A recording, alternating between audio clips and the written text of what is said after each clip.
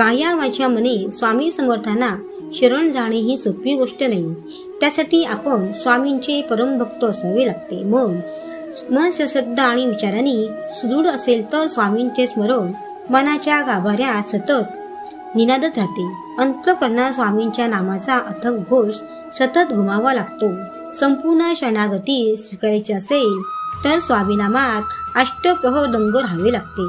थोडक्यात काय तर स्वामींना शरण जायचे असेल तर त्यांचे नामस्मरण आपल्या हृदयात झंकारत राहावे लागते. माझ्या प्राणप्रिय स्वामी भक्तांनो, तुम्हाला मी संपूर्ण शरणागतीच्या 3 पायऱ्या समजावून सांगतो.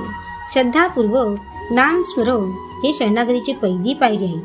आपले सर्व विहित कर्म मनापासून करायची आणि केलेली सर्व कर्मे स्वामींना मनपूर्वक अर्पण करायची ही शरणागतीची दुसरी पायरी आहे. आणि या तिसऱ्या पायरीवर उभे राहून स्वामींचे अखंड स्मरण केले की स्वामीमय अवस्था आपल्याला होते. शरणागती म्हणजे असहाय्यता नव्हे किंवा परिस्थितीला नाईलाजाने केवळ शरण जाणे नव्हे. म्हणजे अंतःकरणपूर्वक शरण जातो तेव्हा तो देह अस्तित्व विसरलेला असतो. शरणागतीचा मार्ग समजतो. त्या संपूर्ण शरणागतीच्या मानसिक अवस्थेपर्यंत साधक भक्त सहसा पोहोचत नाही, कारण पसरलेले असते. तोपर्यंत षडरिपून देहात नांदत राहतात.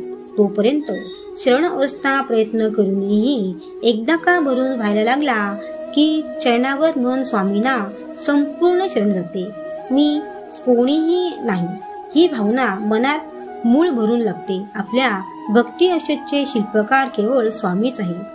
एकदा का हा प्राप्त झाला की स्वामी परमभक्तासमोर प्रगट होता. तो क्षण साफल्याचा ठरतो.